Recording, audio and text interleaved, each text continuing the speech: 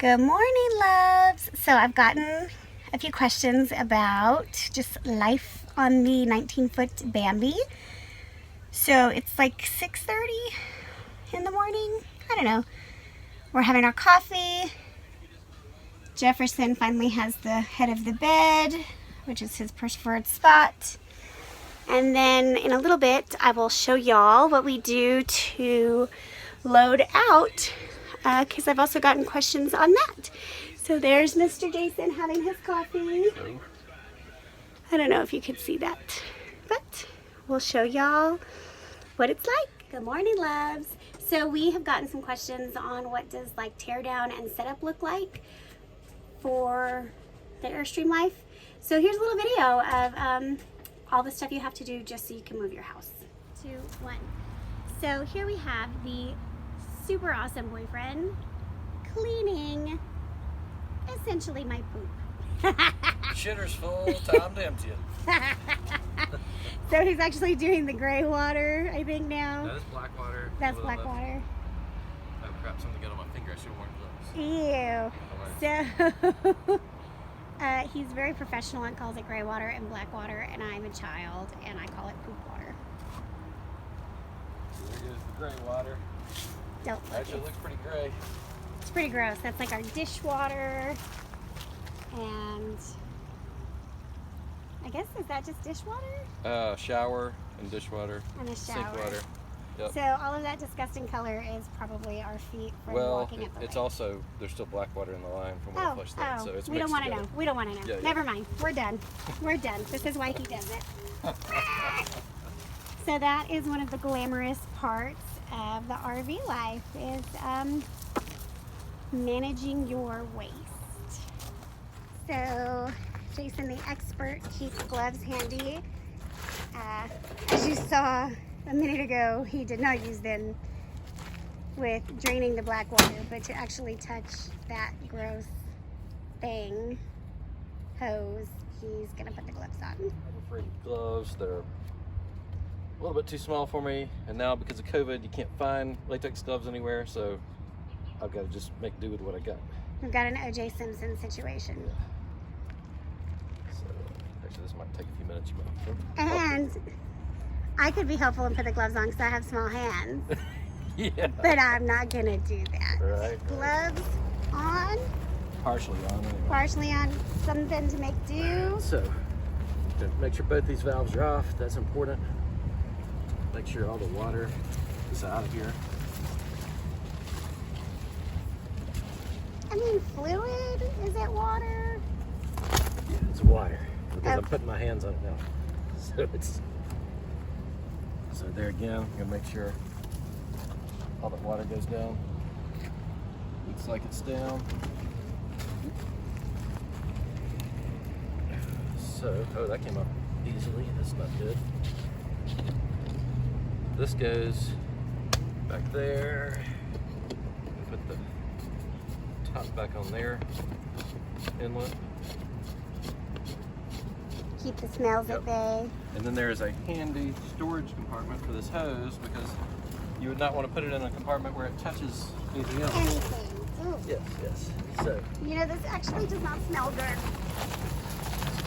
there. Oh! A little water came out. Whoops, whoops. Oh! I can't do it! I can't do it! That's why Jason has to do that. It's real bad. It's real bad. Don't do it. And then throw these away or burn them or something like that. Now that I'm done with them. Ugh, don't be like the other people who leave them on the side of the road. Yes, yes, that's not good. So a lot of times I let Jason do the disgusting stuff outside. That's the kind of girlfriend I am. But inside there's lots to do, like little things like the coffee pot has to get put away. So it won't fall while we're driving. Essentially anything on the counter or the table has to be put away. Otherwise it will end up on the floor or the couch or all over the place. Like even our little fruit tray, he gets to go live on the bed. Because there's this handy little wall over here that helps it stay yeah. So there's other things that we're looking at getting, like a little fruit basket we can hang from the shelves, but we just haven't done that yet. And then Jason's guitar goes on the bed, so it does not fall. And really, I feel like every time I go on vacation and I come home, I want to come home to a clean house. So I do that same concept with the camper. Every time we leave, I do a clean, so that way when we get to our next location, we can set up and enjoy. So other stuff we have to do is strap this TV in. I'll show you that when it's done. We also strap something around the refrigerator just in case the door were to pop open going over bumps. And then other things you might not think of. Oh, let me turn this fan off. We have to keep a fan in the bathroom after showers so that way it doesn't get mildew. But all of that stuff that's out has to go on the floor again so it doesn't just bang around. I think smart people would buy a basket and just pick it up and down, but we're not currently those people. And then even like, can you see the toilet paper? I can't move this camera right. There we go.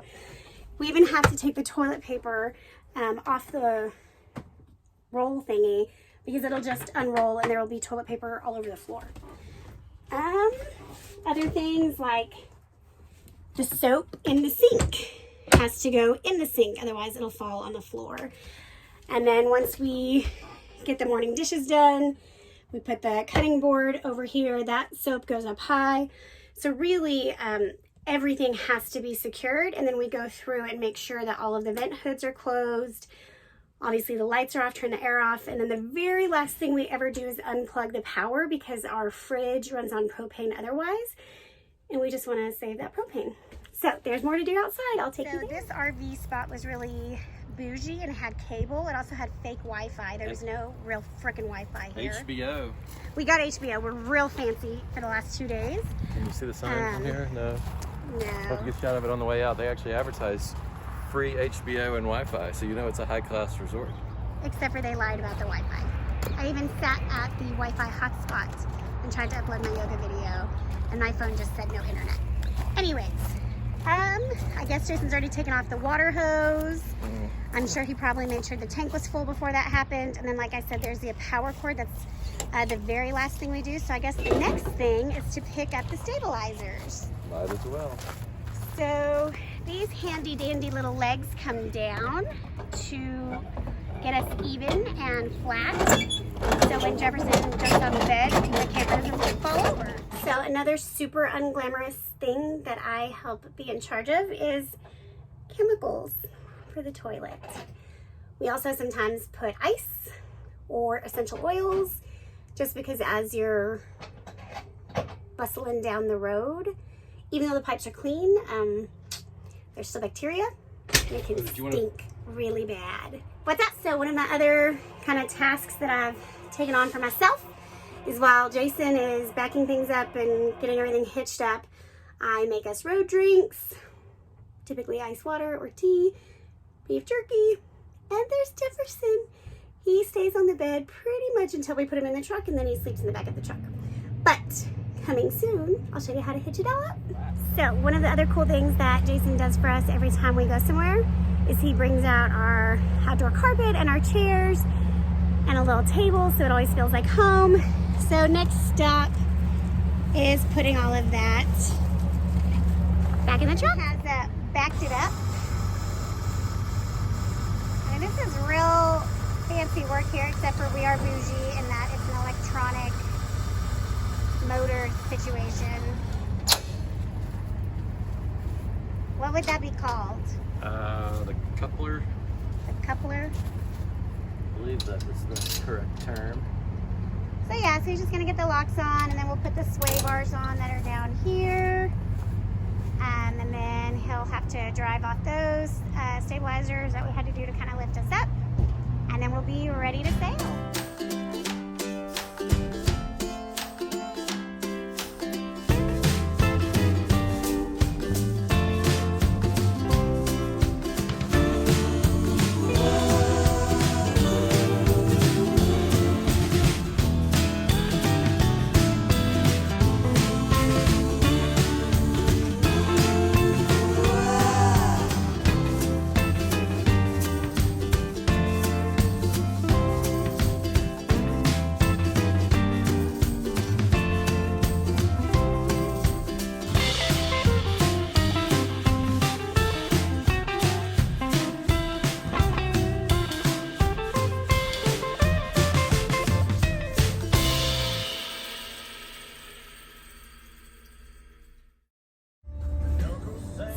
that's it. That's our teardown. Jason always does one more inspection, make sure everything's off, and then we roll out. You can see Jefferson's, we can't see. Jefferson's already laying down, going to bed. Thanks, guys. Thanks for touring along with Vela Terra.